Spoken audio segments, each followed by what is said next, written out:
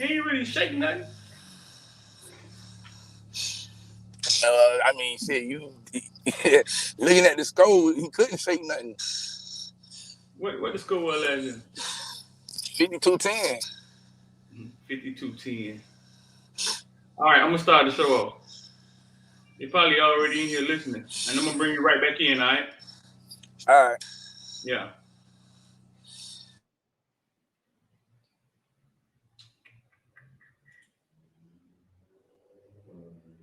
Joe, Josh, what's going on, bro? Y'all come on off in here, man. Got one more wake up. One more wake up. It's Friday. Half y'all ain't got no job. I'm gonna put that ILD squad. Put that ILD squad right in there. Let's see.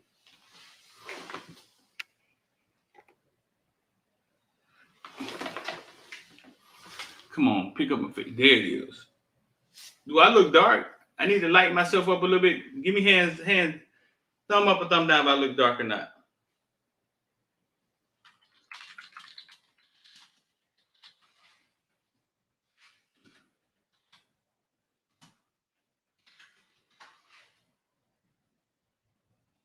I'm gonna bring X in here shortly after I finish paying these bills.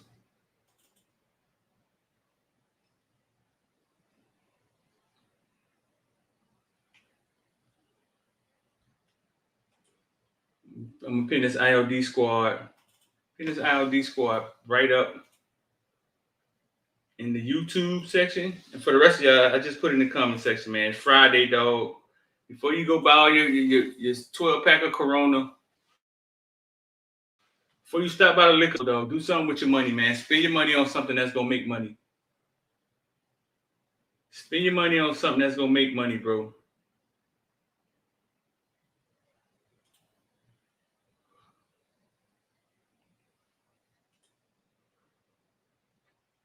I'm gonna pin it at the top right here. IOD Squad Investor Dial. Listen, man, it's Friday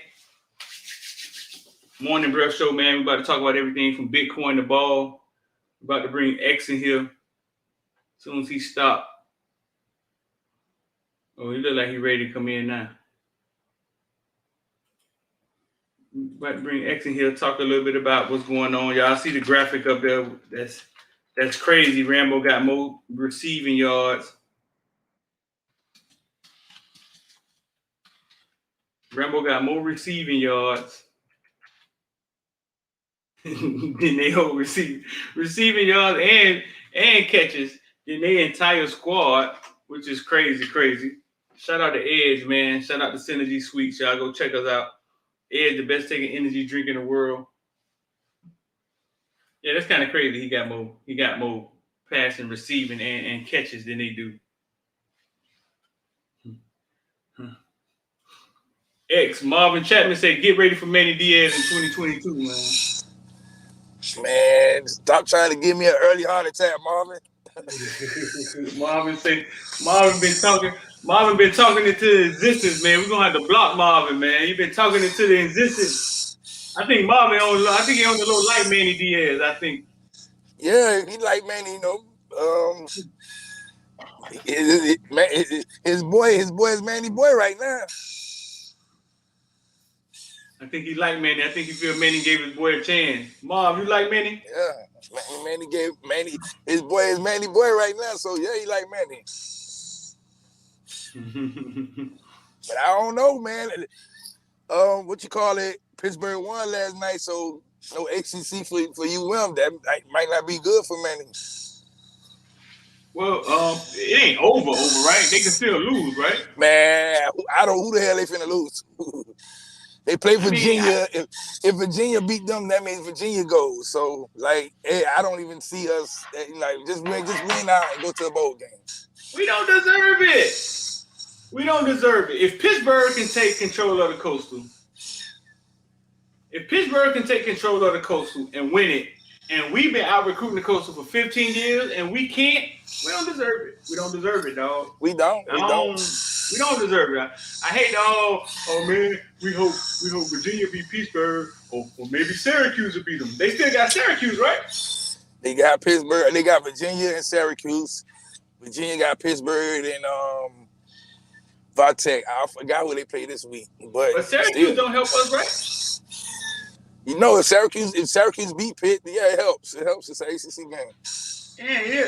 When the last time we played Syracuse? I thought maybe they left the ACC. When the last time we played them? Probably like 2 or 3 years ago. We were I'm supposed like, to blow man, them out. are they still in the daggone SEC? Yeah. So Florida State can't pass the ball. Nah, they can't really throw the ball. They don't know if they. I mean, right? I guess they're gonna start Travis Jordan, because Jordan Travis, whoever his name is, but he's not a passer. He's a runner. Milton, when he does play, he's not looking like the guy they thought he was gonna be from UCF. Which I told him, like, man, that's gonna be hard for him to get back to what he was. You know, so yeah. I don't expect their passing game to do much anything on us. If we line up playing zone and 8 to 10 yards off, I feel like Manny gotta go, because they can't throw the ball. So you know what I'm saying? So Get close to the line. Syracuse only beat Ohio. They beat Liberty. And they beat, I don't even know who this is. They beat them 62-24. Albany Great Danes. Yeah, I think they were saying Syracuse ain't won an ACC game yet. But they played. But check this out. Check this out now. They played teams tough. They played Florida State close. They played Wake Forest close, and they played Clemson close. What is that about? Oh, and then they came back and they beat Virginia Tech finally. They beat Virginia Tech. I mean, they coached Boston. They just beat Boston College 21-6. So they playing better football right now. They coach is good. They coach good. I give them that. I mean, they just ain't getting. Shout out to Coach Hayes. He just ain't getting the right. You know what I'm saying? The depth of talent to keep competing, but. Yeah, so they playing better football now, but they don't play them to the last game of the season. Listen, man, I'm not finna be sitting up here waiting and hoping for somebody to lose, and we can't take control of the Coastal. We can't take control of the Coastal, man. Just whatever happens. It was embarrassing last night watching North Carolina. While we got a root for North Carolina to beat Pittsburgh. That's embarrassing. A whole nother year of embarrassment. I'm so sick of the season starting off with, well, listen, man, we still got our goals right in front of us, man. Everything that we came to play for this year is right in front of us. And then as soon as ACC play start, all right, it's behind us. We're going to need some help. I'm sick of that, man. Our goals always in front of us until we walk into the door and now they behind us. We going to need some help. Every year. I ain't got time for that, man. Whatever. I ain't got time for it. We can't take control of the Coastal, man. We don't deserve to win it. How about that? At all, like we lose the two games that we should have won against Carolina and Virginia, but then we go beat the 2 games that everybody thought we was gonna lose, which was North Carolina State and Pittsburgh. Like, what did you got going on, you know? Marvin said he liked Manny as the defensive coordinator, but not as the head coach. I don't know if I like him at either or.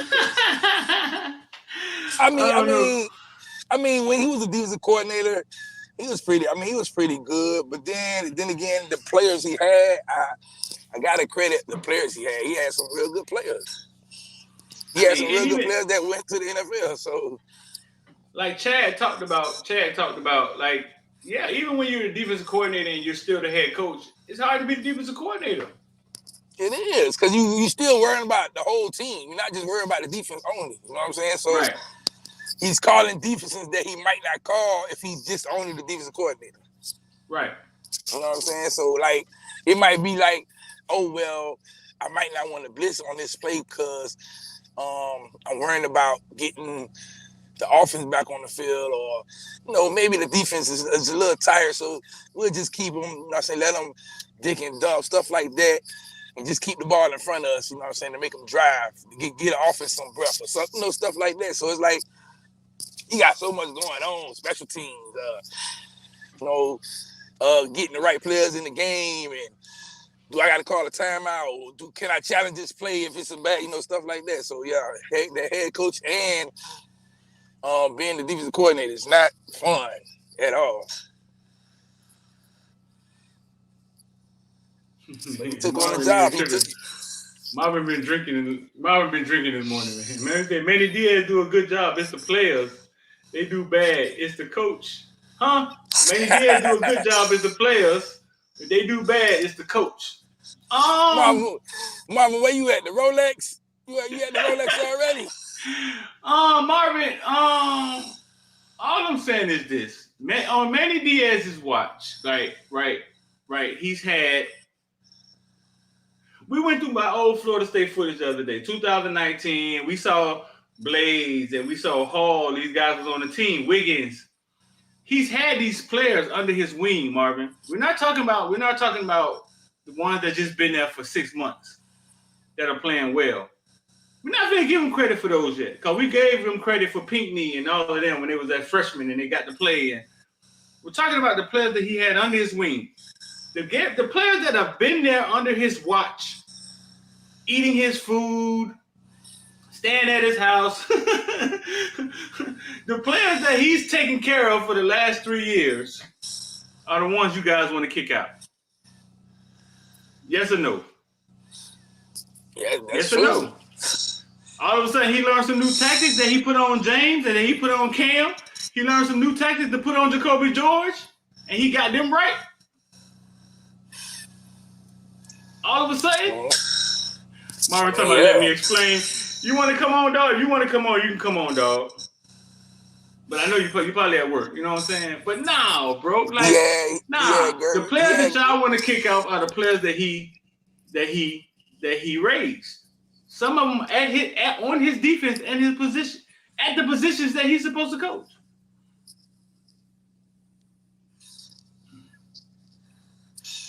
Gervin Hall. Gervin Hall. I'm gonna let you come on. Gervin Hall go highly talk. Recruited. Right. Highly recruited out of high school. Get Gervin Hall. He gets here. It's like he totally forgets how to play football all over. Like he don't know how to tackle. He was a ball hawk in high school. He got 1 interception for 4 years. I don't know, man. He got 1 interception for 4 years. 1 interception for 4 years. Like Manny Diaz, when you come here as the defensive coordinator, you're the defensive coordinator and linebacker coach. You been horribly recruiting linebackers since you've been here. I'm not gonna credit Mike and Shaq to you, or even McLeod, because they was already committed before you got here. There's the link, Marvin. If you don't have to come on with video, you can just come on with sound. You don't have to come on with video. They want to hear Marvin's sound. You know why they want to hear Marvin. Why they want to hear him out, right? Oh, he got video and all. He in this thing with video with a new haircut. That put his thing with video. What's going on, man? Shout out to Marvin. What's happening, Shout out to Marvin, man. This is Cam Kitchen's dad. If y'all don't know about it, we're gonna shut up. We're gonna shut up and we're gonna let you explain to us what you see, bro. Okay, so this is my opinion right here. When stuff going wrong at UM, it's Manny's fault, and when stuff go good, it's not his fault. But what I'm trying to explain is this. So y'all wanted him to play all the new freshmen. He played them. Mm-hmm. As a result of that, people gonna leave. People still blaming him for the people that's leaving too. My opinion, as many as a DC, I ain't talking about now with no Cam and with no James. I don't give credit to Manny with that. I think that's T-Rob. You know what I'm saying? Like, I talked to him a lot. I think that's more T-Rob. I'm talking about when Manny Diaz was a defensive coordinator with Mark Ritt when he first got there. Them 3 years, we had a top 10 defense in the nation. Mm-hmm. And you can't credit that.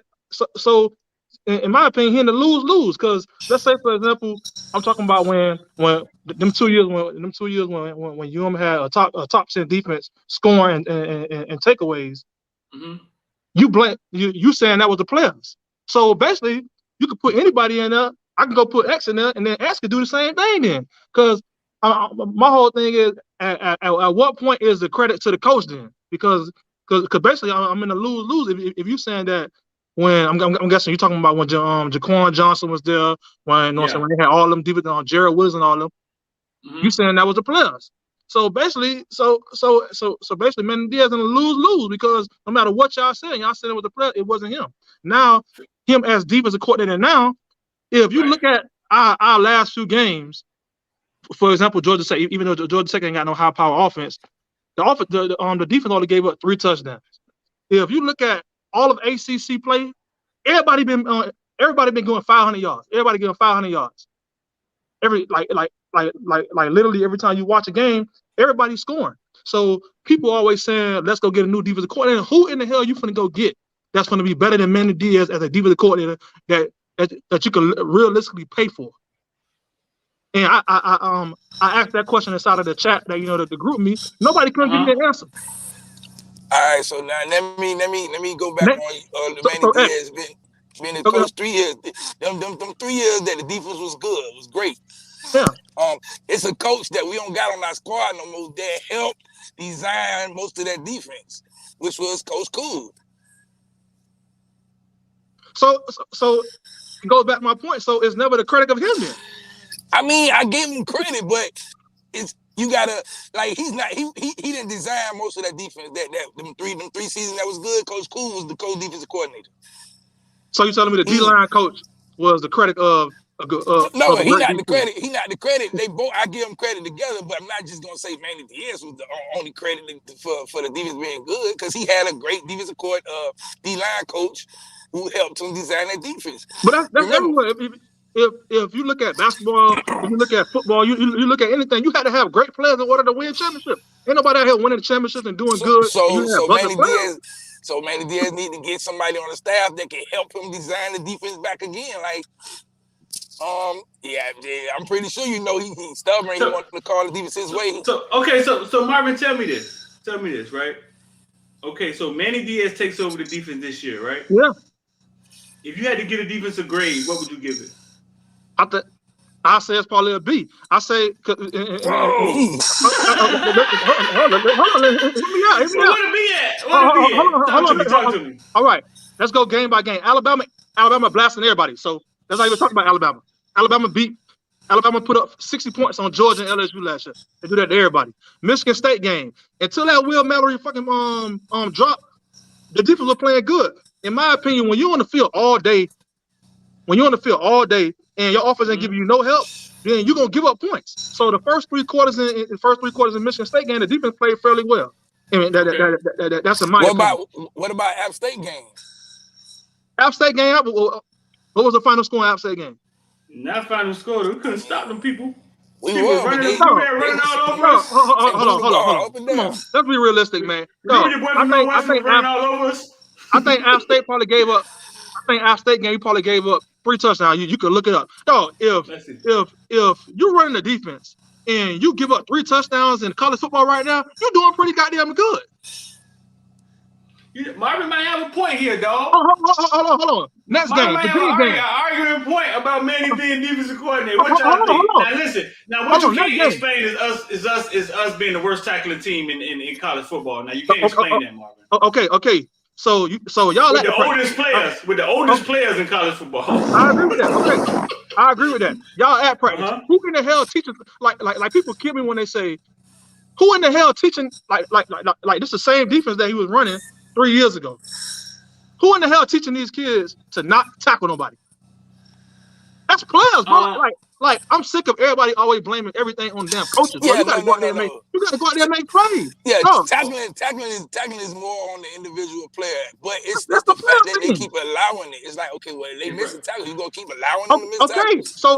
Okay, so X, he made changes. He put the younger players who y'all wanted in the game. What else you want the man to do? Okay, so Marvin, look. If you went to school, right, and your son kept going to school stealing stuff, Then you go back to school next week. You go back to school, he done punched the teacher. Then they call you back out there again. And he ain't going to class, right? You're going to look at the principal and you're going to say, well, shit, he got to mind his own. That's him. What you going to say? I mean, me personally, how the way I raise my child, the reason why he is the way he is, I take accountability on the child. That's me. Huh? Okay, time out. So you gonna tell the principal, listen, man, I know I'm his daddy, but he got to mind his own. So whatever y'all do to him, y'all just do to him. Shit, basically, yeah. I'm a school teacher. I'm a school teacher. I'm a school teacher. I'm a school teacher myself. I'm with these kids on a daily basis. So, and the same thing with the coaches. There's stuff that goes on inside of them, inside of practice that probably that y'all see, that other people don't see. Y'all at the practice, y'all see what's going on. Do y'all really think that when y'all at practice, they not going over tackling? Y'all think T-Raw okay. See, you're looking at it from abroad. You're looking at it but everything you're saying is right. Let me explain something to you though. Shit rolls downhill. I told a story on my page about in the military. You saw when I put my picture up in the military? Yeah, I did see that. I told a story. It's called accountability, right? What you're saying is right. When I was in the military, we had to listen to the sergeants. We took orders. They gave us the orders. The lieutenant gave them the orders. If one of us was out of line, right, the lieutenant will chew the sergeant ass. He didn't even have to be there when this shit happened. The sergeant in return will come to us and chew our ass because they understood the rank structure and they understood what they were responsible for. We took orders, homeboy. When he said, when on that movie, when Jack Nicholson said, you can't handle the truth and he goes off, because what he's saying is the fact that, listen, the privates were saying he gave us the order. We followed our orders. Because that's how it works, Marvin. I understand that. The higher-ups have to be accountable. We can't start saying Hall is choosing not to tackle, but you got 20 coaches on the sideline that are allowing it.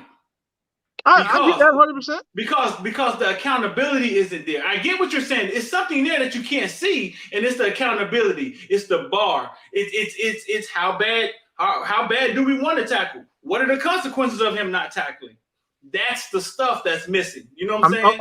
I agree with you 100%. But the consequences of him not tackling is he's not at the program right now. And people blame that on Manny Diaz talking about listen, now he left on his own though, Marvin. Okay. He just played the other game. He was in the game. Now him leaving was a surprise. I got two questions. But that too is a reflection of leadership, Marvin. Think about what I'm saying. I agree with that. I don't think Manny Diaz is a bad guy, and I think he's passionate about what he's doing. But I think there's some inexperience there. Him playing in the game, Brandon Jennings starting this season. All of a sudden they don't start and they walk out the door. That comes from leadership. That comes from the culture that you have set. It's not like Manny Diaz is walking in here as a new coach and people are walking out the door and saying, man, he finna shit on us. He want his own players. We talking about the guy that's been here. They know who he is. I agree with that.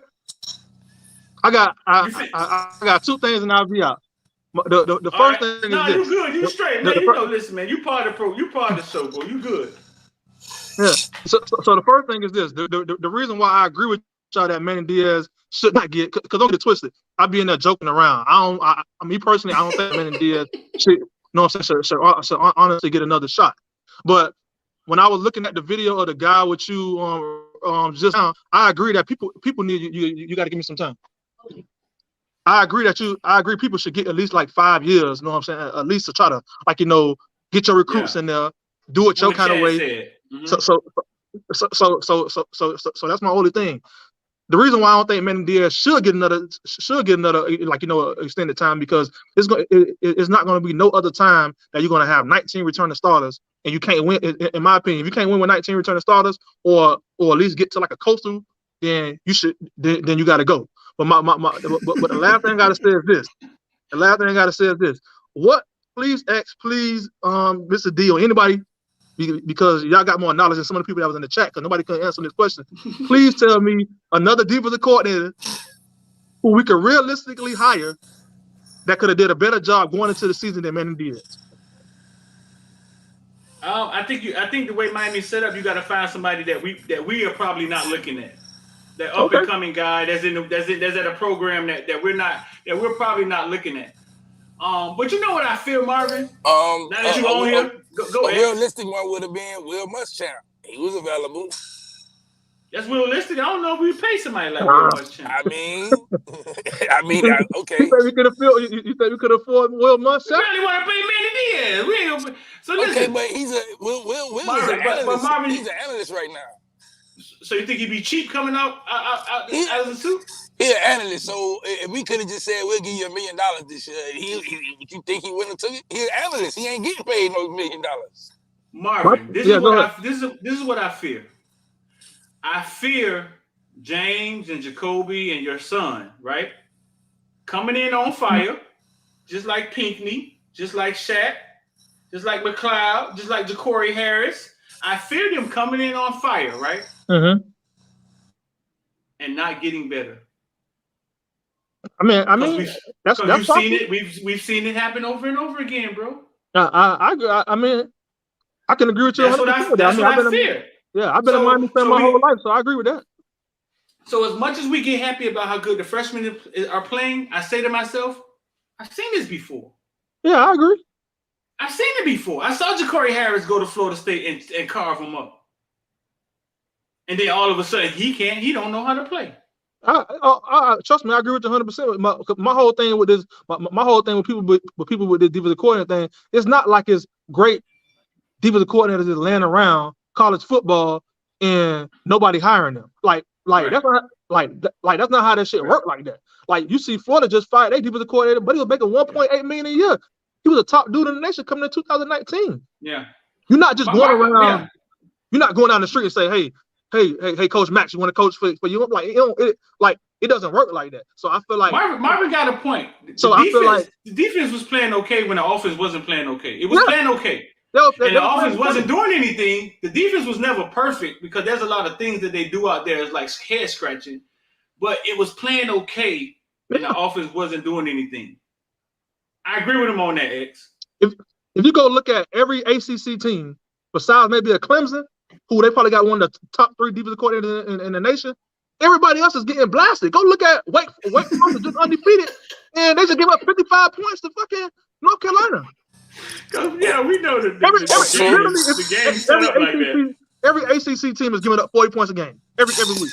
That's true. But the thing that's sad is none of them teams in the ACC besides Clemson got the talent that UM has. I agree with you 100%. I agree. Why? Like, so we shouldn't even grade ourselves to say, well, the rest of the ACC giving up points. Well, okay, that's them. Well, why are we in the same category as them when we getting the better players? It's been like that for 20 years, bro. See what I'm saying? Sean got a question for you, Marvin. Sean's a good dude, man. His question is serious too, so just holler at me. So I talk to you. He say, tell Marvin to let us know what's needed to keep Cam protected and straight in school much. What are you talking about? Basically, he's just saying like how we gonna keep Cam here. I'll talk to you about it when we get off. I can answer that question for you right now, bro. You have to realize that my son is not like some of these kids. My son played for one, and I'm gonna say this and I'm gonna be out. My son played for one little league school. I mean, one little league program, Northwest Boys Club. He played for one high school program, Northwestern. And even when they fired Max ass 3 times, people was calling me every day saying, "Hey, your son want to transfer here? Your son want to transfer here?" My son gonna play for one team for UM, and that's it. My son ain't one of them type of kids that shit go wrong, hit the flow, and then now now he exiting. That like we don't believe in that. We don't teach that shit unless somebody is literally physically abusing him at UM. He ain't going nowhere because in life you gotta figure that shit out. Life gonna throw you blows. You gotta figure that shit out. Like he ain't no offense. He ain't no. I ain't finna say no kid's name. He ain't none of them kids. I ain't finna say none of them kids. Unless Cameron is physically getting abused, he gonna have to figure it out. If 2 years Good come and shit. some hot freshman take his job, you gotta figure that shit out, bro. That's how life works. Yeah. He just want Cam to succeed. That's all. I holler at you, but I holler at you talking about. But now Cam, yeah, I ain't worried about Cam going nowhere. But I mean, there's a couple of them that I ain't really worried about going anywhere. I don't know if we even worried about Jake going nowhere, dog. I think Jake gonna chill. Man, Jake ain't going nowhere, man. The way Jake loved the culture in Miami, he ain't. All right, Cam, you got a ride, bro. Marv, you got a roll? What? Huh? Oh, thank you. Appreciate it. No, I'm good. You good? I'm good. I want no too. Thank you. No, I can talk. Thank you. Yeah, man. Jake ain't going nowhere, man. You know, social media. A player might tweet something, a press scripture, and then next you know they be like, "Oh man, he finna leave." Yeah, I'm a school teacher. They gave me a water for Teacher Appreciation Day. What grade? 8th grade, U.S. history. 8th grade, you ever had to fight one of them kids, dog? No, I mean not recently. I ain't never had no problem recently. I'm coming here to get my paycheck and go home, man. That boy said not recently. But the thing with Jake Garcia might do transfer because guess what? Van Dyke is here to stay. Yeah, well, Van Dyke is having the year he's having right now. Next year he leaves immediately. Jake, you the man now. Like, why would you transfer when you might have to sit to be the man where you go? Oh yeah, we just think Jake likes Miami, dog. Like we think he likes Romello, he likes Miami. Yeah, he do. Look at Jaron Williams. Look at Jaron Williams. This man done transfer again. Yeah. And his mother and his father just moved here too. Garcia. Man, Jake gonna be in Miami, man. Jake love Miami, man. Jake he hanging with all the boys in Miami. Yeah. They moved. I saw Jake on 52nd the other day with some chicken wings, dog. Hey, they so rich. They moved from California to Boca to not even moving to Coral Gables. Jake old girl work at Publix down there. Damn. She do? Yeah, she work at Publix right there on 441. I mean, I'm sorry, not 441. Biscayne, right down. What is it? Sunset. My son say. My son say. We're gonna roll up on the catch her in the parking lot. Yeah. Hey man, holler at her for me. Huh? Yeah. My son said he went there to get some to get some groceries, and then he say Jake old girl that's when she bored at home. But you know how rich you gotta be. You move from California to Boca to not Coral Gables. Y'all skipped something. They went to Georgia first, right? Well, yeah. Well, you know his dad. They went to Georgia, then they went to somewhere else in Georgia. They went to Colquitt. They went to Grayson. Yeah. But no, bro. So listen. So you like Manny Diaz as defensive coordinator? I mean, I ain't saying that he's so great. What I'm saying is that he was like going into this year, he was our best person for the job to be the defensive coordinator. That's all I'm saying. I ain't saying that he's a hell of a head coach. You know, I love a Cristobal. I'll walk outside butt ass naked for Lane Kiffin. If we hire Lane Kiffin right now, I'll walk on 95 butt naked right now. Right now. I'm on the highway. I drive butt naked. Right now, we get Lane Kiffin. Matter of fact, let me take this thing on right now. Man, we want to see none of y'all titties, man. Shout out, man. We got Coach Hayes in this thing, man. Where you going, boy? Tuscaloosa? I know. I'm coming to the crib, dog. I'm heading down there right now. I know. We're going to get up. But what's up, man? You hear Cam? Say what now? What's wrong with the defense? You hear Cam there, you hear Marvin saying, man, listen, man. I take Manny as a defensive coordinator. What you think about that? Hey.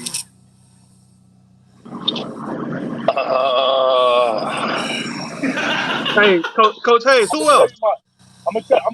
And you got a very valid question, dog, or a point. Like you said, you can't just go down the street and grab a new dude. You know, I mean, I'm open, but that's a whole nother story. But I'm just saying, like, my only issue I've had with Manny Diaz, and I've seen it repeatedly, is that he doesn't he doesn't help the kids in the game from an adjustment standpoint. And I've shown that through video. I've shown that through, and sometimes that's due to, and again, I don't know Manny Diaz. I spoke to him at a conference, but I'm talking about like a sit-down football talk like this. My issue is when we start getting into the second half of games, what are the adjustments? But these guys are smart. These coordinators ain't stupid, right? They come up with a game plan prior to the game based on prior videos, right? Prior games. All right? Boom. You're gonna come into it with a game plan. I'm gonna come into it with a game plan, right? Just like boxing. Well, you go at halftime, you got 20 minutes to make some changes. And Manny comes out with the same things when these guys go in the lab for 20 minutes and change it up.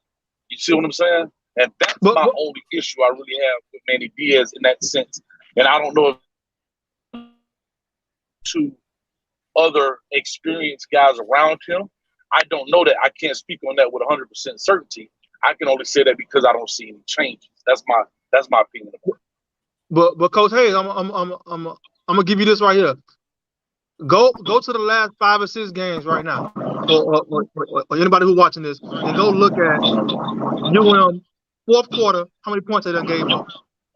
They make an adjustment. They stopping people in the fourth quarter. I can agree with that, but I also think there's a lot of factors into that, right? Like, for example, there's a lot of things, and this happens across football. We got really lucky, if you really want to know the truth. So far as getting down into the red zone, we've gotten quite lucky with some calls. We've gotten quite lucky with some maybe drop balls. And drop balls, I agree. Hello? Yeah, I'm good. Y'all got me? I'm here. We hear you. Yeah. Okay. So what I'm saying, that's part of football. But what I'm saying is, prime example, right? We can go back to I can just say this, and I showed this to Streeter. We can go back to the North Carolina State game. Yeah, there was some drop balls. I get it. That's part of football. But schematically, it's wide open, and we had not made any changes to it. And North Carolina State took the same page out of North Carolina's playbook, ran the same exact play, same area of the field, same play was wide open. And we didn't say, okay, I took a lump against North Carolina State, and they took it for 55. Somebody else gonna come in and do the same thing, because that's football. We do that in high school. Like, yeah, I agree with that. I agree. And so that's what I'm saying. We have been on the plus side of the luckiness, where in the beginning of the season we were on the negative side of the luckiness, right? Like we weren't. I agree with that. Yeah, you know what I mean. And so I agree with you. Yeah, I mean that's part of football too. But you can see when I look at it through a coach's lens, bro. I look at it and say, all right, how are we putting our players in a better position where it's not predictable? And again, I think we've gotten better with some gap integrity stuff, but it's still not where it should be, being that this is a seasoned team. And again, I'm talking about before the freshmen came in and started playing. I'm talking about when the older heads started out the first half of the season. I mean, I can agree with you 100% because I talk to my brother a lot, and I tell people all the time, I don't even think my son is playing, in the best of schemes that fit him. I don't like UM scheme for him at all because of I feel like what he was great at in high school, and then now what they have him doing now is the total opposite of what his strength is. So so when I talk to my son, I tell him all the time, like, but at the same time, you have to get better at throwing, like, now you're doing more covering in the slot. When he was at Northwestern, the reason why he had 11 picks because he played post safety and he played from sideline to sideline. He don't do that at all. So I hate when I see James Williams back at post safety playing free safety, and then they have my son playing strong safety in the box when that shit should be flipped around. James more better inside the box, and my son more better playing post safety. And he don't play no post safety at all. But at the same time, like, I mean, I'm not gonna go to Manny Diaz or go to T-Rob or go to DVD. Like, how come he's doing this? Because guess what? At the next level, he has to be able to play that slot man. You got to be able to play. In that nickel package. And all the thing is doing is like it's better his game, but it's not his strength. Yeah, I agree with you on that, Marvin. But the only thing I say with that is, I would rather James back there at safety and Cam covering. I trust Cam a lot more covering. Yeah, I agree. than James. You know what I'm saying? So I agree. Like, I don't think that scheme is right anyway, but the fact that we're running it, I trust Cam a lot more in covering. And I would rather James roam in the back. You know what I'm Yeah, I saying? agree with that. I see So that makes sense. until they figure out, well, I think what's really going to happen is eventually Avante will move into that spot where Cam at, and Cam will go back, and then they'll put James around the box. Yeah. That's what they're really trying to figure out. They just it's really only been 2 games when all 3 of them been on the field together. So they're really trying to figure out, okay, what's the best timing. You know what I'm saying? Because you still don't want James in the game or Avante, all 3 of them in the game when the team just say, okay, we're gonna run the ball. You know what I'm saying? Because as we know, safeties, they like to come and hit and all that, but they don't want to do that all the game. You know what I'm saying? Sometimes they just want to roam and scare people and catch interceptions. So I see what you're saying. That definitely makes sense. Because I think that was Manny Diaz and on Joe Rose. So he said that he was like out of the 3 people who cover the best, who he trusts the best, and he said he got Cam more covering than in the back. Yeah. So I see why that's it, but the scheme. The real problem I got with Manny is he's the linebacker coach. Now it's like we can't get a linebacker for nothing. Yeah, they keep striking out. I don't know what's going on at that linebacker play. And you coaching the linebackers, they've been bad since Shaq and Mike left. So it's like, come on, defensive coordinator, linebacker coach, like, well, this is your position. Yeah, I agree with that. So like, that's why that's my problem with him. Like, okay, if the defense is going to be good, you can't have a good defense without good linebackers. Yeah, at least your linebacker play should be great. Yes, it got to be great, man. Because Chad explained it the other day. He was saying, man, you know, your safeties, they don't want to keep coming up and tackling people, man, all the time. And if they got to do that, they game is off a lot. Because now they're going to be hurt. Yeah, they can't cover or they going to be hurt running around with one shoulder because they making 9 tackles a game. So and now they all got on red jerseys in practice and stuff. Yeah, I agree.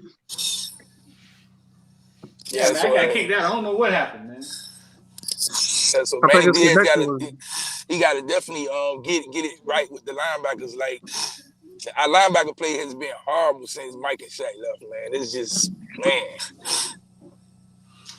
man, all I can say is this, man. The Hurricanes aren't playing up to the standard that we all expected them or where they should be playing. We don't never lose all 10 of our games. So Manny Diaz winning 3 games in a row is just like, yeah, you should do that. Like, we don't go 0-10. Like, so it's just that they're not playing to the standard that we all expect that they should be playing to. And I think the way you fix that is you got to go in another direction. That's the bottom line. Yeah, I agree that 100%. But the only thing I'm going to say to this is, and like I said, I agree that we should go in another direction. The only thing I'm going to say is this. When you go into another direction, get ready for a rebuild.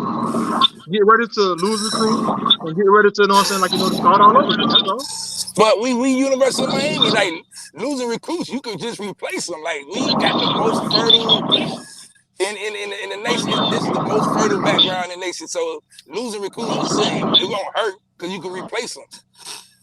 Now, you might not get the top recruits, like the top 5 in the nation, but you still gonna get players who gonna come out there and play hard. You know what I'm saying? So I'm not worried about losing recruits. This is Miami. Then the transfer portal is wide open. So yeah, that's true too. It's definitely a different age of recruiting.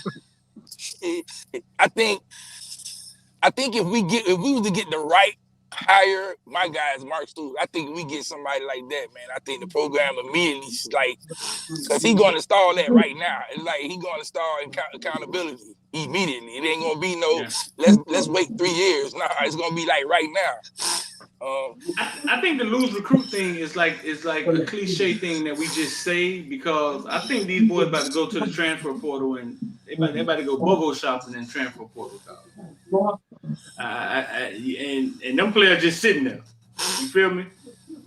So I think we only got 8 recruits now. Streeter, listen.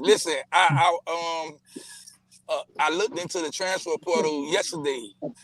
And I was like, man, I see why he said that. I was like, whoa, this thing finna get funky, like funky. It's some names in there. You be like, what the hell? Yeah.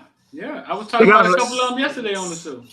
They got a lot of people to replace too, because they lost a lot, and then they already low on recruiting on the 2022 recruiting class. So, but the one thing that they were saying is, right now I think it's like 55 or something. 50, it's like 50 or 55 freshmen, whether true freshmen or freshmen because of COVID, that's coming back next year. Yeah. You know what I'm saying? So that's gonna be kind of. That's what Manny looking at. Like, man, if I keep bringing in more freshmen, you know what I'm saying? We gonna have a whole young team. We ain't got nobody who's like older. You know what I'm saying? So that's why he might go to the portal heavy this year. But they ain't got no choice. They got to get some depth. Last year was a free year, right? Yeah. This year's not a free year, right? No, this is not a free year. This year it counts. Right. It counts but Tyreek Stevenson is a sophomore on the field, but he's a junior in the class, but he can leave if he wants to. Yeah, he can leave. Yeah. He need to come back. Yeah. Hey, where you at, man? You know your mama work off the Bojangles up at exit 63, bro. She give me free biscuits all the time at the Bojangles food. Exit 63, dog. I gotta tell him where mama work at. The mama blocked him last month. Who that is? Exit 63. Exit 63, dog. Your mama work at the Bojangles on exit 63, dog.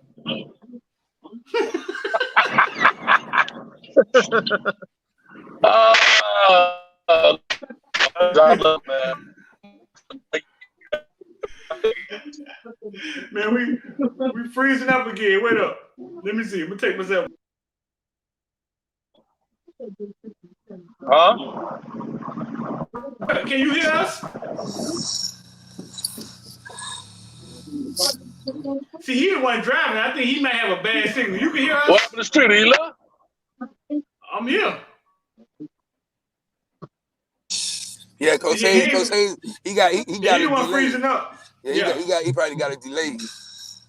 So Marvin, listen, man, because they were killing you in the group the other day with your Manny argument, dog. But I get it. I get your Manny argument, dog. Again, I ain't no advocate of Manny Diaz for head coach. Again, we got to stand there at UM. You got to make changes. You can't be sitting up there returning 19 starters and then going 500 and think you're supposed to be keeping your job. I ain't saying that at all. I'm just saying that it's not no, like, you can't just go down the street and just pick up a defensive coordinator. Like sometimes people say they want changes, but they don't got no answers on the change. Like, you can't say that you want to, you know what I'm saying? Like, a new president. Okay, who you gonna hire? Like tell me the people who you gonna realistically hire. They gotta spend money. They gotta start doing business different, or the program gonna keep going downhill. Yeah, they have to do business different. Yeah, they definitely do. Yeah, so that's the bottom line. They gotta start doing business different, or the program will go down the hill. Somebody just hit me and said Baylor head coach is a good defensive coordinator. You say it again?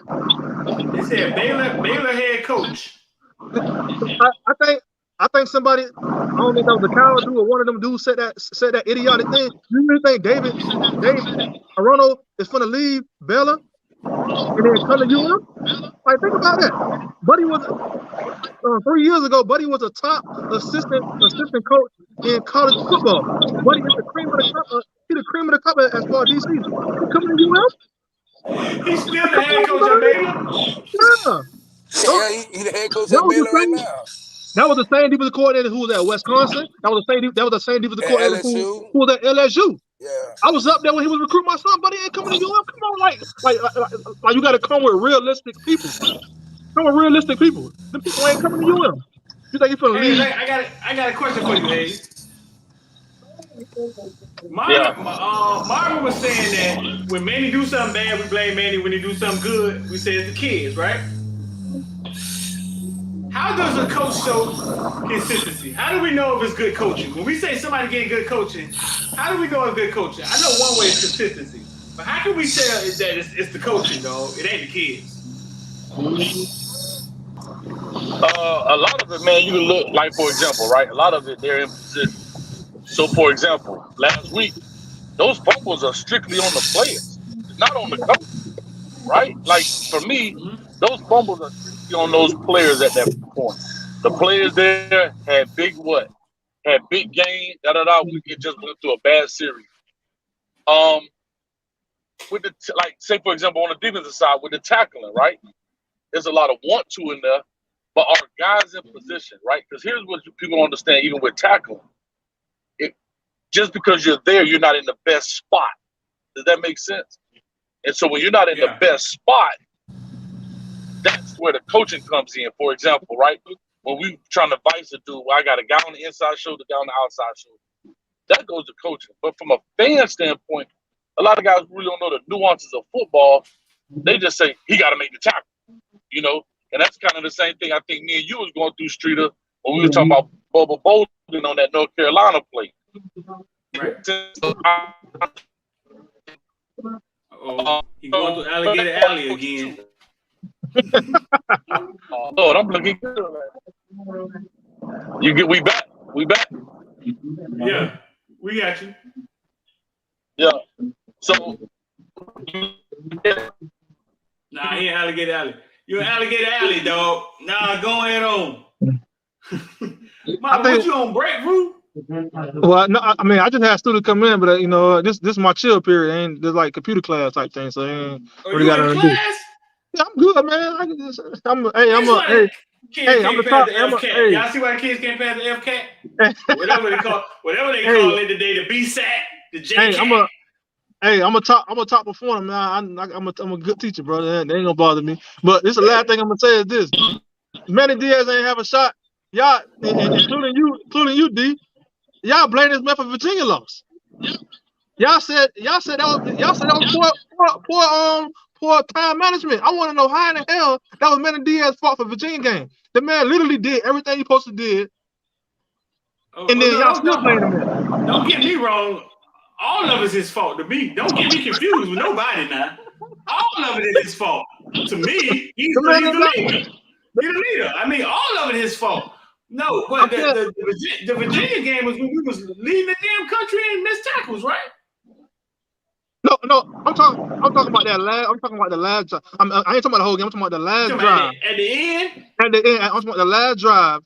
If that field goal kicker make the field goal, we ain't having this conversation. I feel like he did the perfect thing he supposed to do. Not the perfect thing. I feel like he did the right thing he supposed to do. Time management. Yeah. And the dude missed a chip shot field goal. That's not coaching to me. That was literally on that particular individual kicker missing the field goal. He wasted the clock out and lined it up for a field goal. If so he why leaves not the clock, go for the touchdown? What? Why not go for the touchdown? So hey, check this out. So hey, check this out. So imagine if he go. So imagine if he do that though. At that time, Virginia was the leading passing team in the nation. If he leave a minute on the clock, then y'all gonna say okay. And if he leave time on the clock, Virginia go down there and score. Y'all gonna say, damn, that was bad coaching. He should have not. You know what I'm saying? Allowed more time to be on the clock. He didn't lose. The main reason why he should get fired because he didn't lose. He can't do nothing right. The next week they went for the touchdown and TVD threw interception. Yeah. So it's his fault too. It's all his fault. Well, you know what happened. I mean, it all falls on his watch, bro. Like, the biggest thing that happened to me. Yeah, but that's what happens in coaching, right? As soon as you lose the confidence of people, you can't win. You know what I mean? And that's what the problem with Manny Diaz right now. Right. Once the confidence has been lost, because like you said, I agree with you, right? If you look at it from a coaching standpoint, he did the right thing in essence. But then you say to yourself, you played for the field goal. I'm not saying he should even score. What I'm saying is you could have done those same things. And that's when I have a problem offensively, a little bit of lack of creativity, right? I'm looking at North Carolina game last night, and I'm looking at the boy, and they motioning back and forth. They making stuff look different, but they still running the same plays. But it puts confusion, you know what I mean? It puts confusion onto the defense. And you know that, right? If your son IQ went as high as it was, he could be just as lost as anybody else because there's so many moving parts. Well, this guy's over here, he's over here, blah, blah, blah. But yet you still running the inside zone or you still running your little counterplay, whatever. But it creates those mismatches. And that was my only beef about it. But did he do the right thing from a coaching standpoint? Yeah, he did. He got the ball, got in the middle of the field, asked the kicker, where you want the ball? Middle of the field? No problem.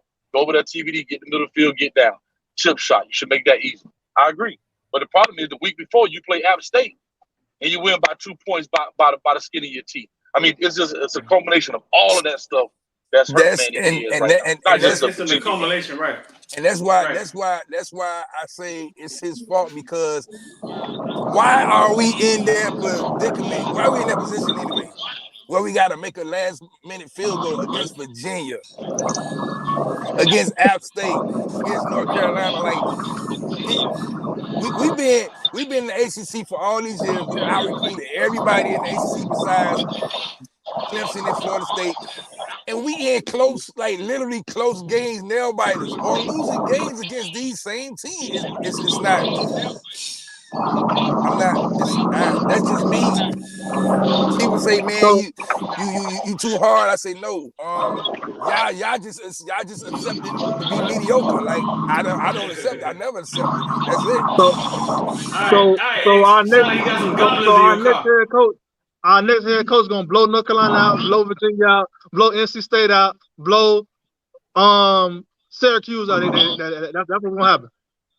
I mean, we should be playing for an ACC title, though. Like at least I agree, but once every 5 years, what's been going on?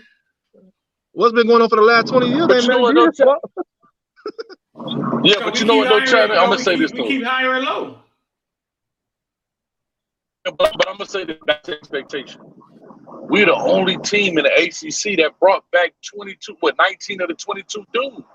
Like that's the reason why it's okay. And that's the reason why he should get fired. No. What I'm saying is the expectation of what I'm saying is if you bring it back this much experience, you bring it okay. Because remember, it was all about the excuse was, well, Red Lashter just implemented stuff. Manny Diaz, okay, he's gonna take over. What I'm saying is everything he hedging, he betting on himself.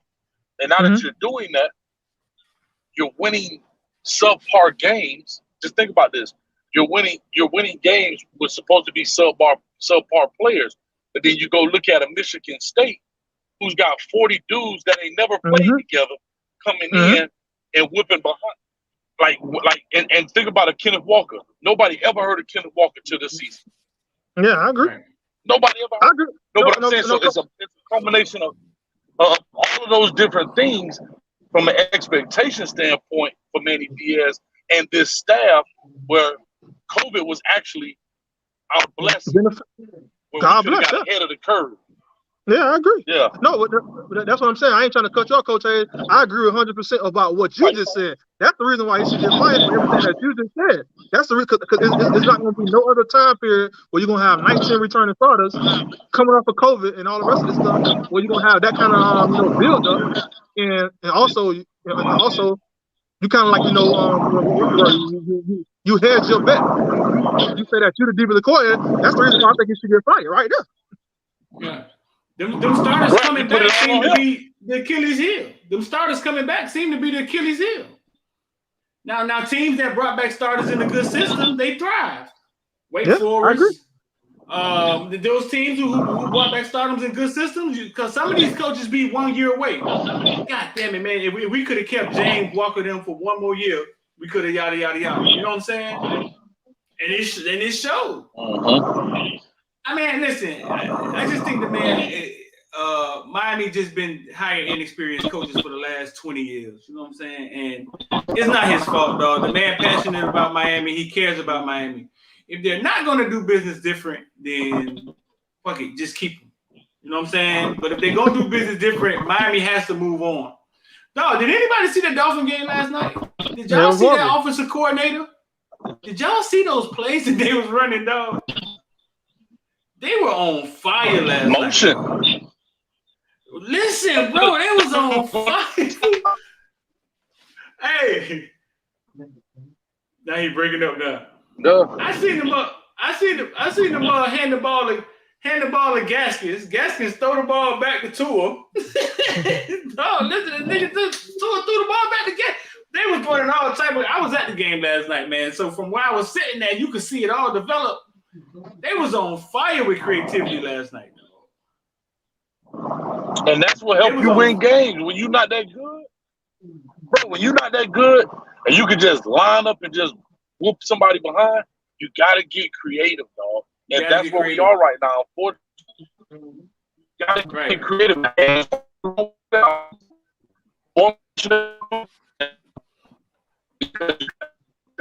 Breaking up. Go to timeout.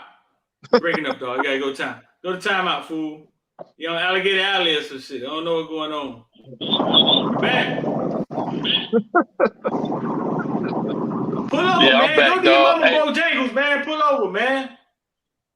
Listen. That boy got a Beastie Boy shirt on. All right, hey, boy. Hey, football field mama butt crack.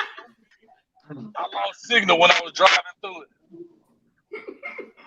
But anyway, but I'm just saying, like, those are things you got to do. Hey, boy, I'm trying to tell you, dog. But that Paul Revere was a real deal. That was a real song. But anyway, on the real though, like you look at the Dolphins, how they sneak the guy up the sideline, and it's the NFL, dog. He wide open up the sideline through what? Motion and formation, dog. Right. They were pulling out all the stops last night, dog. I don't know what was going on. Trying to win, dog. Trying to win. They were going to win regardless. That Thursday night game is just they're just not fair to the traveling team. You know what I'm saying? Yeah. Lamar Jackson, they just wasn't going to get off the ground last night. You know what I'm saying? You could see it at the stadium. The refs marched at the end of the game. The refs marched the Ravens down to a touchdown. If it wasn't for that, they probably wouldn't have scored, bro. I just think those Thursday night games are too much.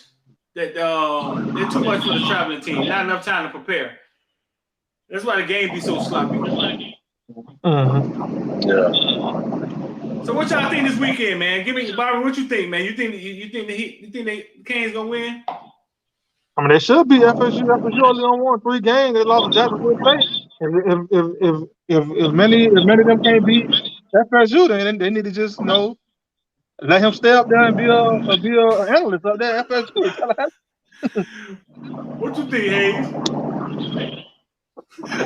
Yeah, man. As long as we get that's funny as hell. Listen, as long as we get the running game under wrap, because that's what they have.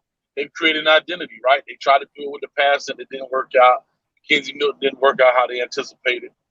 And what they said was, we're going to just run this ball. And we're going to do it with our quarterback and these 3 running backs we got back here. You know what I'm saying? Right. So, with that being said, we have problem with the run.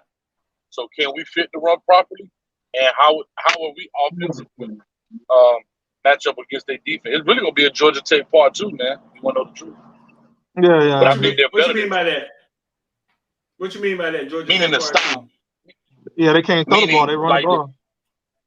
Yeah, the quarterback is inconsistent. I think he's better than Jeff Sims, but the quarterback is inconsistent. They rely on the running game, and we got to be able to keep that under wraps. And I think X was saying, we sitting back here zone 8-9 yards off the dudes, and afraid to create the pressure. Sometimes, dog, like when you do the blitzing and all that, a dude may pop one on you. I get it. But if you could get in there enough and bust his heart wide open, that's Miami Northwestern defense right there. That's Max all day. I'm going to put so much pressure on you that guess what?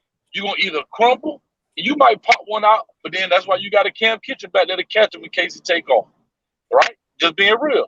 And you put so much pressure on a dude, you make him one-dimensional, and then you just take their heart from him. Second half, they don't even want to play no more. They're trying to get on the bus. Yeah. But it seemed like 3 years ago that was more of his team when he was playing. It don't feel like he's running it looks like he's running the same blitz packages, but who am I? I'm just watching it on the TV.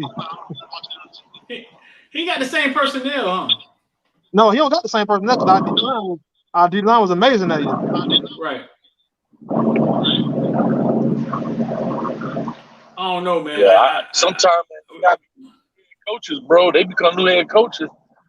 Like look at his demeanor on the side. I know he was defensive coordinator. He was cutting up. He had gel running down his head. He was sweating. Now all you see is that doggone thumb. All right, thank you. You say yeah, Jill running down his head. Our front seven and our D line. Hey, my man was out there especially working. over the last 2 years, is way better. Like this probably the worst D line we probably have had in 5-6 years. And McLeod leading the team in sacks, ain't he? Yeah, we just listen, man. Shout out to Coach Hayes. Coach Hayes been crying about McLeod for the last 4 weeks, right? Listen, man. McLeod, I think he leading the team in sacks. And you got to give the man his flowers, dog. The man who's doing his thing. And the reason I say give him his flowers because he's done everything right at UM. It wasn't working out for him on the field, but he was doing everything right. He was a team player. He's a good quality kid, and now he's making plays. He's doing what coach asking him to do. And it's like, man, all right, man, you got to give him his flowers before you get out of here, dog. You got to give him his flowers before you get out of here. I'm going to be real, though, Streeter. Like, I always said, he's not a flashy player, right? He's more of a journeyman, right? And he's a guy that's going to do his job, right? He may make some mistakes and have to caught in that. Compare the guys he came in with, right? And once he got caught in that, as far as the fan base. I mean, open skies, dog. Look, open skies, bro. We ride dirty. It sound like ain't no antennas up there. We need antennas, not skies. Gotta wait. Put him in the back. But no, man, McLeod. Gotta wait. They start moving again. But nah, man, you gotta tip our hat to McLeod, man. Like he stuck with it. He listened to all the critics, and I think he leading the team. I think he leading the team in sack. Go ahead, finish your thought, dog. Yeah, no, I'm just saying about McLeod because he's not flashy, he's not pretty, right? He does a lot of stuff on that defensive line where I always tell him you don't have to make the play. He does a lot. Like he run the best stunts out of all of them. All of them. He keep it tight. He real close to the guy when he come through there. I mean, and he understand like he making plays. Yeah, he gonna mess up some. That's football. That's why you play more than one play. But at the end of the day, he's just not pretty, dog. Like it's not a Joey Bosa or a Chase Young type look. You know what I mean? He ain't 6'5", muscles everywhere. You know what I mean? And so that's why people on his ass. Somebody say, is McLeod developing? I wouldn't really call it developing. I think it's like as I get older, I get wisdom, right? You've been there for so long, you know what I'm saying? Like if we take it 6 years to develop a kid, then fuck it. And do something else. But he's productive. He is. So like he is producing. He's producing and he is productive. But you've been saying that though. You've been saying that since the beginning of the season. At first you was apprehensive about it. You wanted to say it, but you knew everybody was gonna be like, shut up. Well, what I used to say if I'm Zach McLeod, I wanted him to have the best season to show to everybody. I really did. And I always said, if I'm Zach McLeod, boy, you couldn't be no fan that asked me for nothing. But I've been up there, F y'all. I'm out of here, man. Like the way y'all be, I'm just saying the way, they wouldn't even call the man name, that 53, 50. Like, that's terrible, bro. And like I said, if he ain't no cancer, come on, bro. You know what I'm saying? Like, they still play us. He's a great kid, fool. And I've always said this, Streeter. Check this out. How in the same breath as a fan base, we mad at Manny Diaz and the staff for saying we don't develop players, but then in the same breath, we'll say Zach McLeod sucks because he ain't being developed? Like, you can't have it. That's what's wrong with the fan base. They want it both ways all the time. We don't develop players. We got to get people to develop players. And then you mad at this kid because he ain't playing. Well, you just said the coaching staff don't develop players. That's true. Fan is short for fanatic, man. Of course. Fans don't think they don't think rational. It's like looking at their kid. You know what I'm saying? It's like looking at your kid in class, and you go talk to the teacher, and the teacher telling you, and you don't want to believe that your child is the bad one, and your child is goddamn leader. Leader in the goddamn class, running around thumping people in the ear. Yeah. They're too emotionally attached to the team to see things go wrong. You know what I'm saying? Well, most people talking don't know what they're talking about, dog. That's like me and them talking about, man, Streeter don't know what he's talking about these stocks.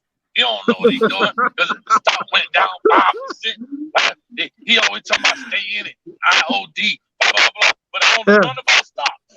It's ignorant. It's ignorant, man. Ignorance. But they talking off emotion, dog.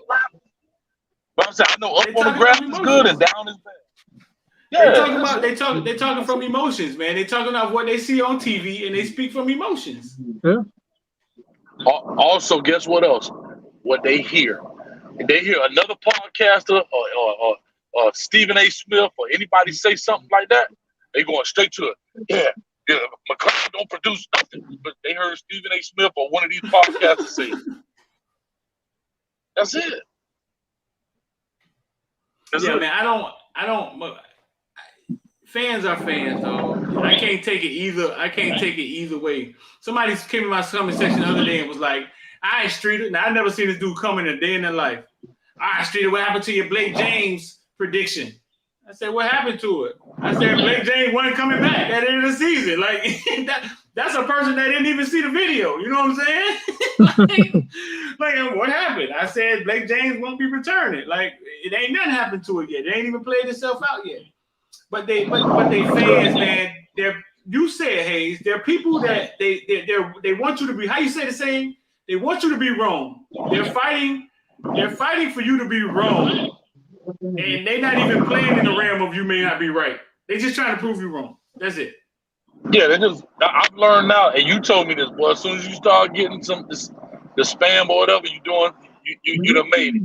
And now people are trying to hold you on every word that you say, right? And they want to prove you wrong, right? When I said this, remember we were talking about the red shirt, and I was talking about Bashar Smith. First thing somebody say, yeah, but he plays special teams, coach. I understand that, though. I get that. But I'm talking about significant contributions to offense. Who wants to lose a red shirt because you went back on kickoff return and they kick, and here's what it is, and they kicking the ball in the back of the end zone every play.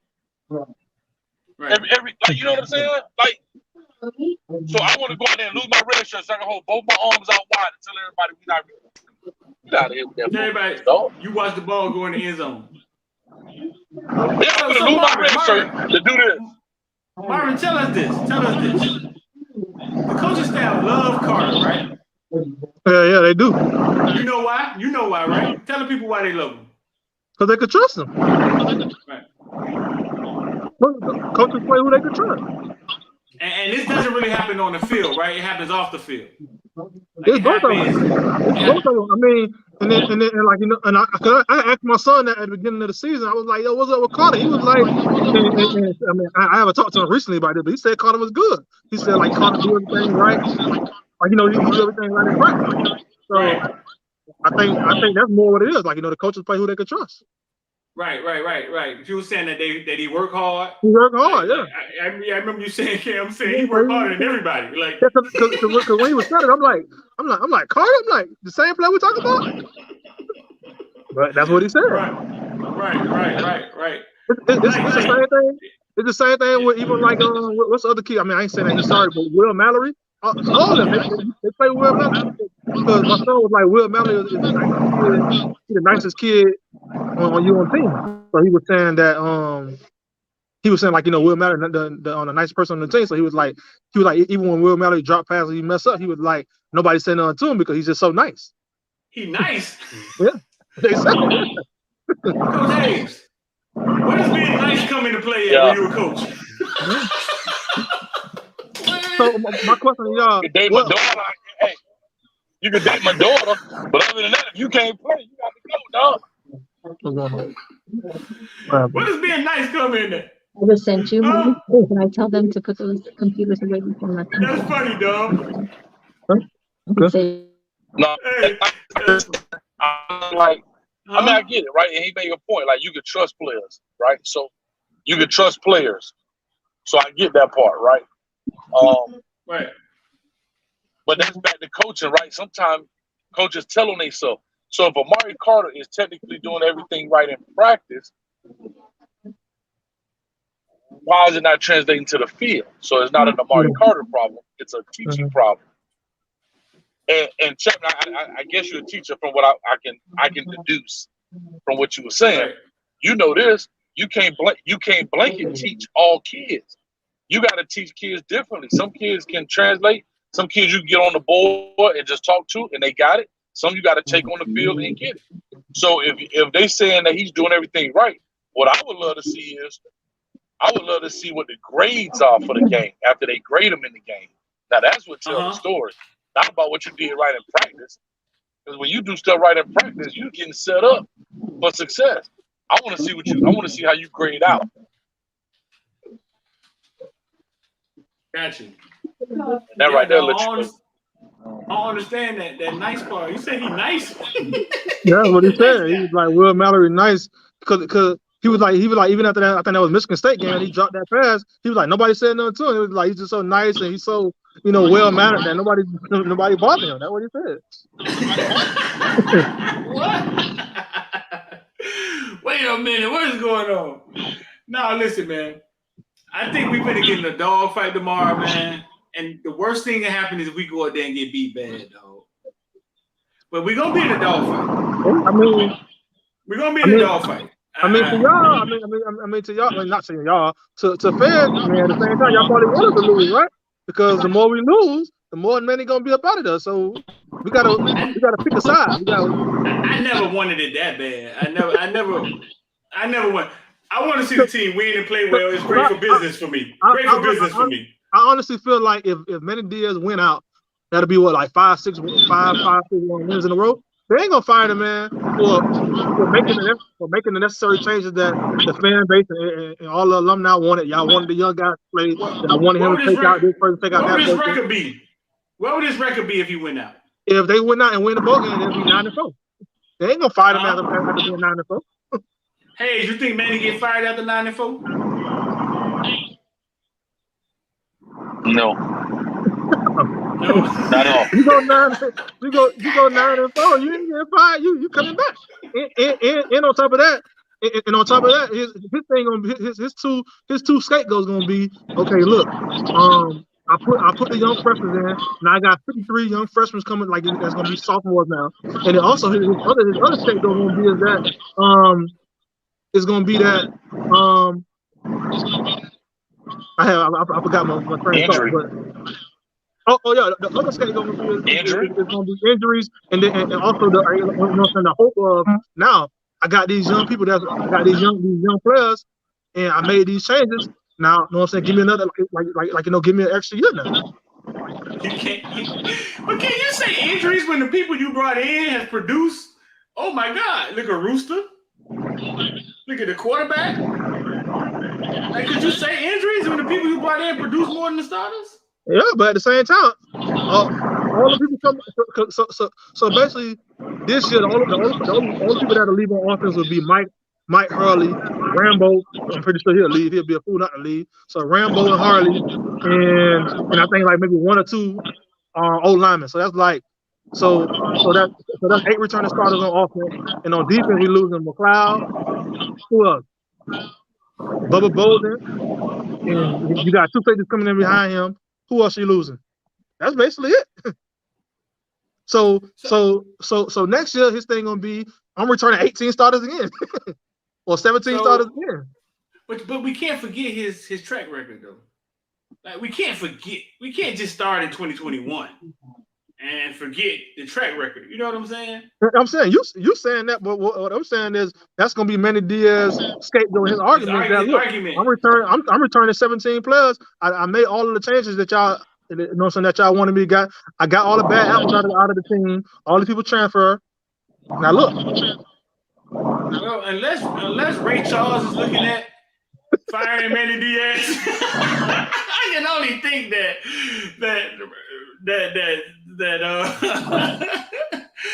Ray Charles is not the one that's hiring and firing Manny Diaz. You gotta kind of look at his track record. So let's say for example we in July. So I don't know, June or July, and then Manny Diaz still our coach next year.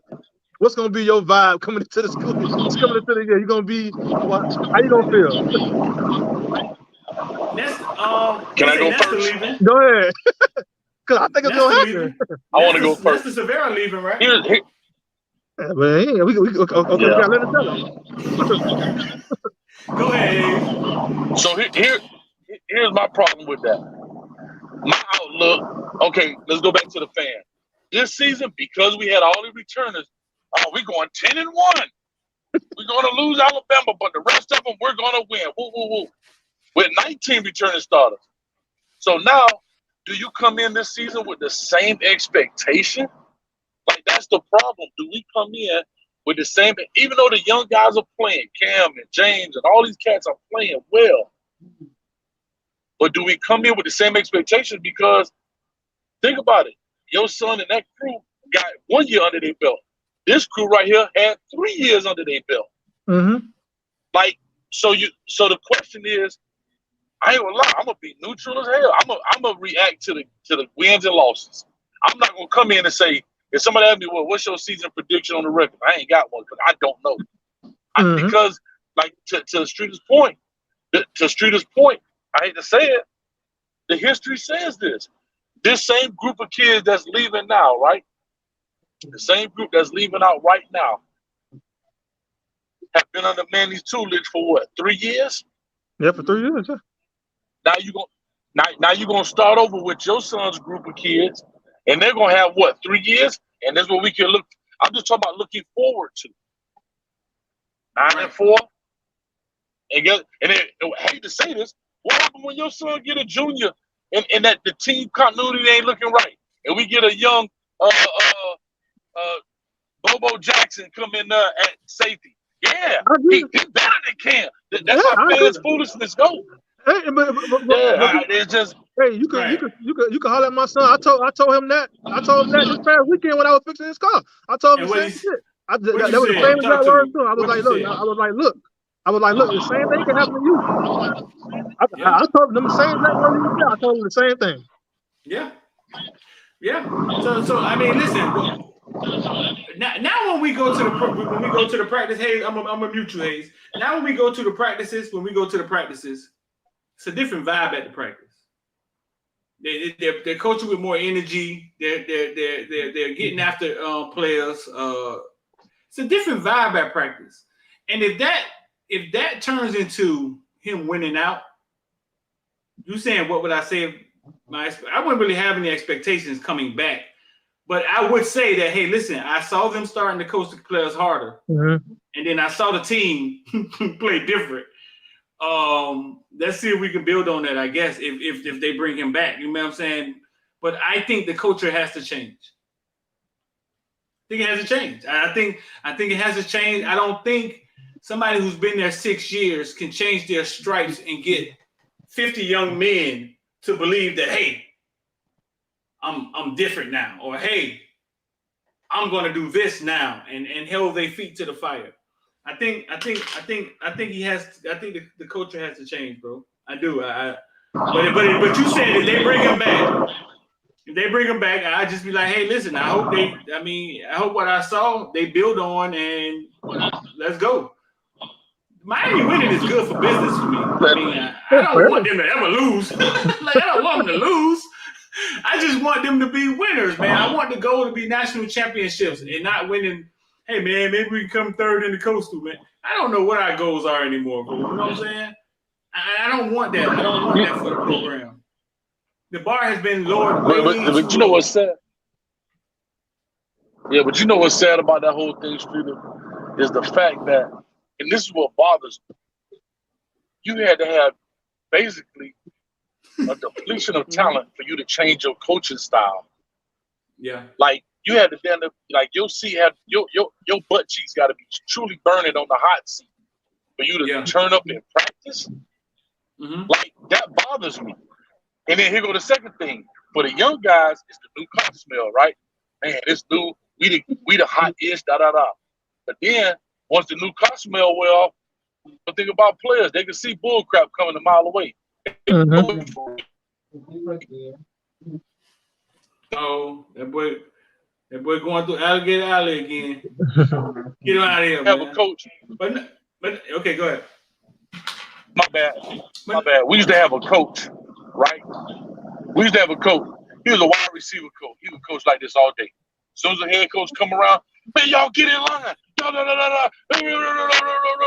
And when the head coach walk away, he say like this, all right, y'all, so we're going to run the little square in, blah, blah, blah. Man, them kids hated that dude, dog. Because he just, yeah. I've seen that. And them players know that, dog. Like, that's what I'm saying. Man, y'all just acting like this because we lose. Like, but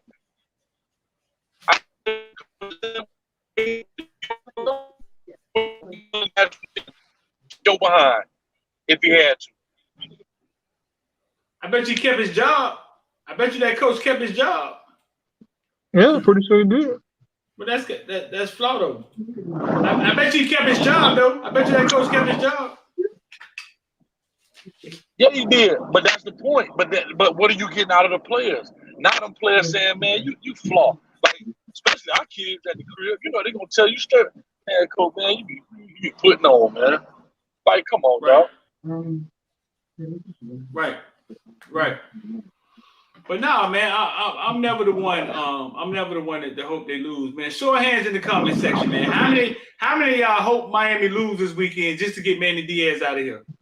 Thumbs up if you hoping Miami lose just to get Manny Diaz out of here. Show me in the comment section, man.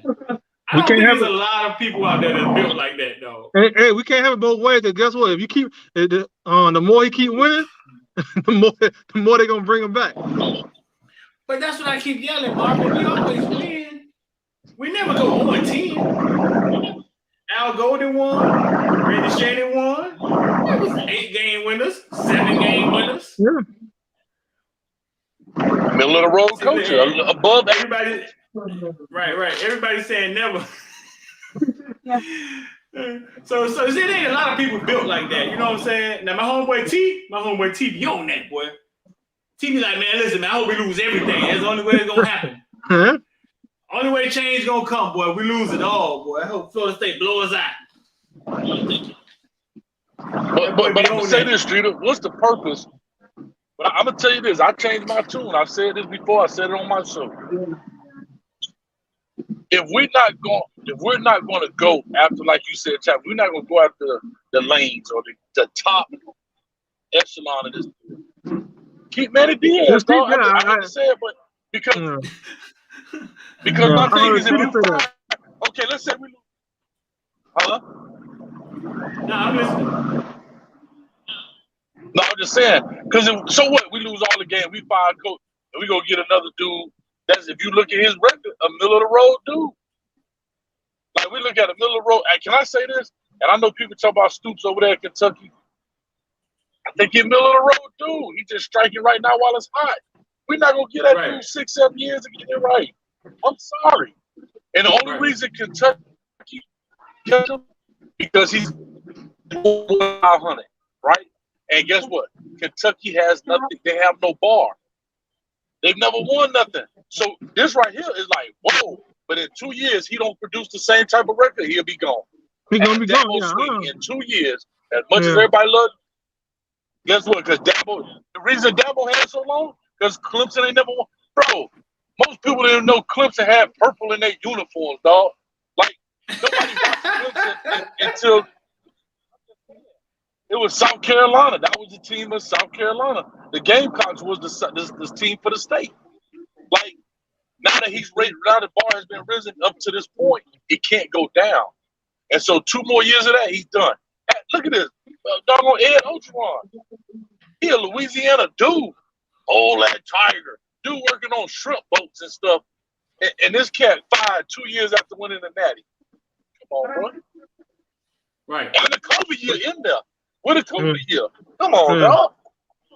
But that was more because of that sexual assault thing happened right there. But I agree with you. Some stuff coming out on him. Yeah, but I agree with you though. So guess what? If he was winning, they hope Miami lose tomorrow. Oh no, you're right. If he was winning, there was something on the road. I agree. You ain't heard nothing about no sex, nothing when he was winning the Natty. Just like John Gruden. You ain't hear nothing about John Gruden emails until they wanted him up out of there with calls so they don't have to pay these dudes. No, that's what I'm saying. These people been got that stuff in their back pocket, man. Yeah, I agree. We think just this year. We think this It's year. the same thing with Dan Mullen now. It's the same thing with Dan Mullen. Like people saying Florida should get rid of Dan Mullen. I'm like, God damn, Dan Mullen just won 10-11 games last year, and year before that, I think Dan Mullen is a top head coach. You know what I'm saying? Like, you know, he do good. But look, he had one down year. Not everybody want his throat. Dan Mullen. I agree. I'll take Dan Mullen at UM over Manny Diaz. I agree with you. Shout out to Tim Haggerty with Yes, the sir. Captain Obvious with the Captain Obvious question. I mean, with the Captain Obvious statement. Hey guys, I spoke to Gervin Hall's high school coach. He said he felt if he would have went to Alabama, things would have been different. I'm pretty sure shit would have been. I agree 100% with that. I mean, come on, Tim. I need you to go talk to this coach and ask him something more significant than that, Tim. We need some real answers, Tim. Can I tell you the truth? Can I tell you the truth? The only thing Gervin Hall did was flip his roles, meaning if he would have went to Alabama, he would have sat the first 2 years and then played. Yeah. Here, he played the first 2 years and sat. That's all he did. He still got the same amount of time on time. That's a big difference, dog. I mean, I agree 100%. But you still play. I agree 100% that things could have been different for Gervin Hall. But the thing is, my only thing with Gervin Hall situation is that, look, if you're a starter at a major defensive, like, you know, a Power 5 school, you got to make plays. Like this year ain't got nothing to do with no coach's situation. That was on Gervin Hall. Gervin Hall ran into the other man. Gervin Hall, he the one ain't making plays. You got to make plays, bro. Like I said, Marvin, listen, this is like I said. Tracy Howard said when he got to Miami, he hated losing. They used to be partying after losses. He said after 2 years being in Miami, he started partying after losses. Yeah, my only issue is I don't want the current freshman to turn into Gervin Hall, Mark Pope, Wiggins, because I remember us yelling to put Mark Pope on the field. Yeah. I remember us screaming to put Wiggins on the field. I remember all of this, but the fans almost act like Will Smith saw at their house with the Men in Black spray and be like, and then they just forget everything. They forget everything, and it's a new year. We got new recruits. We got new recruits. We got another zero named James Williams. They forget everything.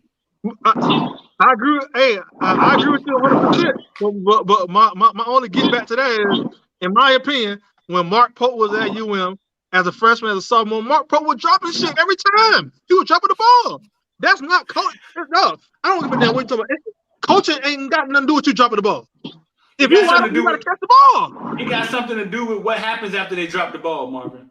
Oh, that's what it got something to do with. It got something to do with accountability. It has something to do with if I fuck up, what's my consequences? That's where the coaching come in at. That's where the accountability come in at. Yes, Mark Pope, Manny ain't out there playing no game. You know what I'm saying? Lashley not out there playing in the game. What happens when you fumble the ball? That's where coaching and the culture and accountability comes in. Yeah, but a part of that big problem was too. I always said development is competition, right? At that time, what was the competition? Right now, you see Pope got young cat competition, and the kitchen got too hot, so he decided I'm gonna go to the other side of the ball. Now I'm gonna dip. Like that's what happens. Like when you get competition, I always say this, dog. Competition creates extinction, dog. Somebody got to go. Everybody can't last. You know what I'm saying? And so at the time when Mark Pope came in, who was pushing him to put him out of there? I'm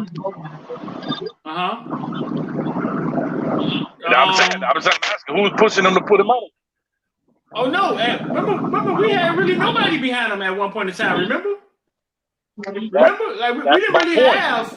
So now that he got, so Manny Diaz can't cut. No, it ain't high school. What I'm gonna do? Take you in the back room and give you some up downs till you drop the ball. I mean, these still young men. So yeah, you can punish guys. I get it, right? But at the end of the day, how you punish them is I got to be able to replace you. How I replace you is by putting other players. You just said it wasn't nobody to replace him. So therefore, you stuck with this cat until you can get some younger cats in, and now you bring in a Keyshawn Smith, and you go ahead and take a seat over there, number 5. We got, Pope. We got somebody else for you right there. Don't worry about it. We got you. And that's what happened. But yeah, shit. I think you not having nobody behind him. I think all that's your fault. Like, what happened to him? You top 5 recruiting every year. Hightower leaving, like, you know what I'm saying? Like, well, why players? I think all of that is what's going on down there, bro. All of it. Yeah, that's why you need to change. But yeah, no, the Wiggins was smooth selling for a few years. They were smooth selling for a few years. But even in the defensive back room, why would all just get up and leave? Like, now Jennings, I don't understand Jennings. He maybe don't want to play football now. Cause we ain't got no linebackers. He got up and left. Now, them defensive backs, I can see the heat for the defensive. There's some heat on those defensive backs. Some heat in that room, yeah, and either you gonna stand up. Right. And either you gonna stand up and be a man, or you like, man, listen, man, I can go do this somewhere else. If the buddy stopped coming to practice. My son say, buddy, just stop coming. He's a come to practice he say practice at 9 o'clock. He come to practice at 10:30. He just ain't come no more. Which time out? Wait a minute. Dude, who stopped coming? I'm talking about Gervin Hall. Gervin Hall literally just stopped coming to practice. He just stopped coming. That's the part when I was talking about, like, people who not, like, I guess at practice or whatever, they sit there. Like, I was on Twitter. I see people talking about that's Manny Diaz's fault. He should have gave the man another opportunity. The man stopped coming to practice. He stopped coming to meetings. I think that's two things. And correct me if I'm wrong, Hayes. That's pride and that's communication. I think that's pride and communication. It's definitely pride. The pride thing is even with Bubba Bolden. My son say Bubba Bolden wasn't really that hurt. He said Bubba Bolden was perfectly fine. He said as soon as they told him after that, who game that was NC State game, I believe, that James and my son was gonna be starting next week. He said the next day Bubba Bolden came in there and said, "Oh, I'm opting out. My shoulder hurt too bad." I think that was kind of obvious. It's kind of obvious. I think when I made a distinction between Bubba Bolden bowing out and Cam Harris bowing out, you know what I'm saying? Bubba Bolden put up his farewell letter. And he put up the pictures of him with his hurt shoulder, his wrapped up shoulder. We ain't heard from Cam Harris since he got hurt. Because when you get hurt as a senior, it's bothersome. It's an issue. You know what I'm saying? So, Bubba Bolden it looked like somebody who had to prove themselves to us, who had to basically prove a point. Hey, man, my shoulder hurt. I'm going to go ahead and buy out. You go a picture of me, my shoulder wrapped up. Here y'all go. I'm out of here. But man, listen, bro. It may have been a PR stunt. Yeah, right. But I get it. He didn't leave us bare. At least he left us like, all right, man, y'all straight here. We can stop this now. We can stop this. Y'all good here, right? Vontae come back next week. Y'all straight. All right. Shake hands in my life. You know what I'm saying? Y'all straight here. But listen, man, I appreciate y'all dudes, bro. Anything else y'all want to say, man?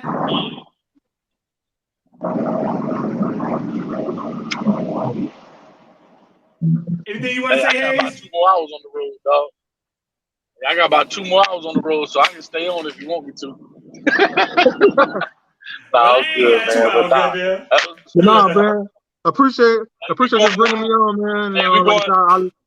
I appreciate you bringing me on, man. I love both of y'all boys' shows, man. Y'all boys doing a hell of a job. And to me, both of y'all had the 2 best interviews with my son too. So we appreciate y'all. No, man. Anytime, dog. You've been a part of the shows. You've been a part of the show. You're gonna stay a part of the show until they tell you to shut up. Hey, Cam, tell your old boy.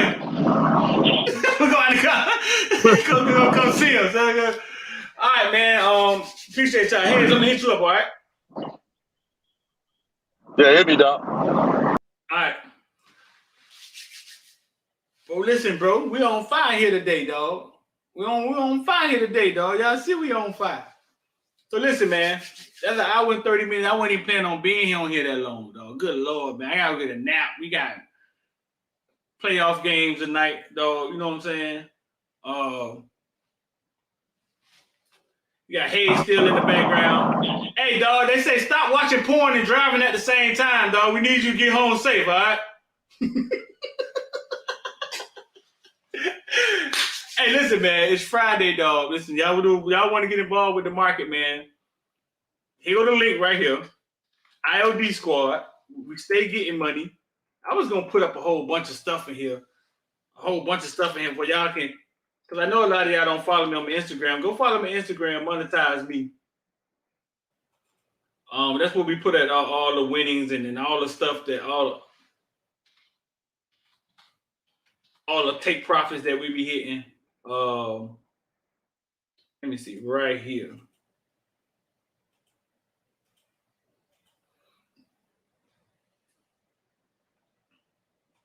You got DJ Khaled dancing.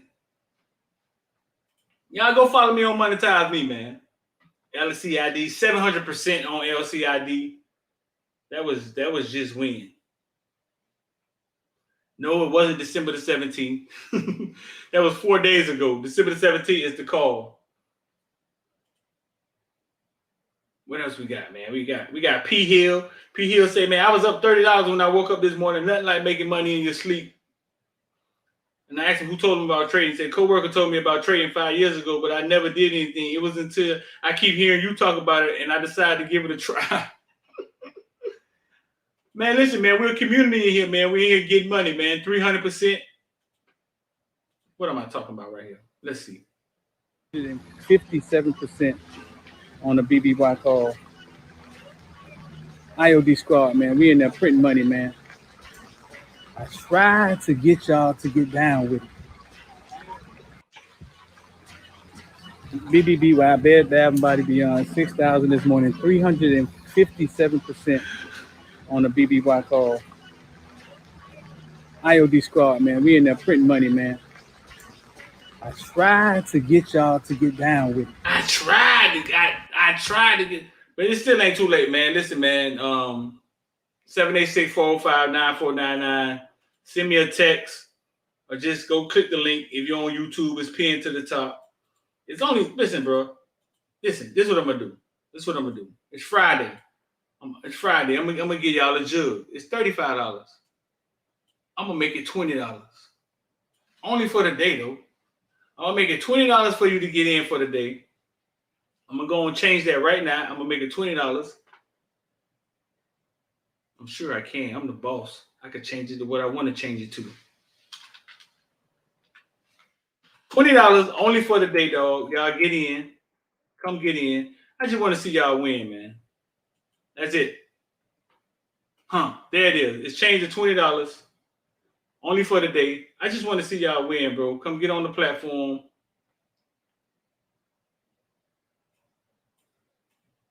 All right, it just gave me a new invite link.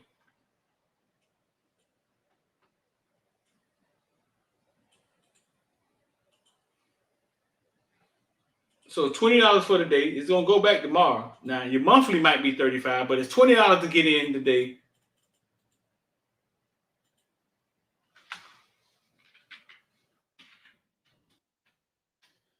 I know the people who got in for $35 like, God damn, dog, man, $15, man. Chill out, man. They getting in for $15, man. Getting in for $15.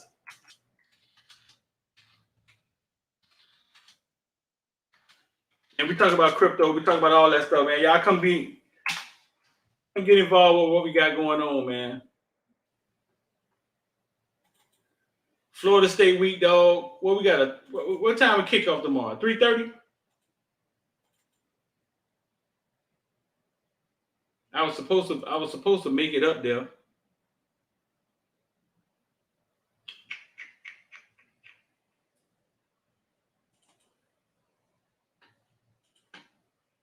Florida State week. It's gonna be a dog fight. We're gonna have to win a close one. Tim, that's not how you sound, Tim. Tim, if you're gonna talk to the coach, I need you to get some real answers, Tim. We know if you were to Alabama, it probably would have been different, Tim. 3:30 kickoff. All right, man. I appreciate y'all, man. I love y'all, man. And we're going to sign off like this, big dog. We're going to leave y'all with this. All right, so listen. I know you hear everybody saying Bitcoin, Shiba, Dogecoin, and all these cryptocurrencies out here, and you don't really know what they're talking about. I'm here to tell you this. You don't have to know what they're talking about. Right now is a critical time in our economy where wealth is being exchanged, and you can put your money into something and get rich. It's the beginning of the internet again. It really is. You remember 1999 Y2K? We thought internet was going to end the world. The computers was going to stop and all that crazy mess. We didn't know what it was, but today we can't live without the internet. It's happening again, and it's called a blockchain, and you can invest in it right now. We make it easy for you to invest in it. Just come and copy what we do, and you can learn as we go. Come check us out, man. The IOD Squad, Invest or Die. We make it easy to invest. Come check us out.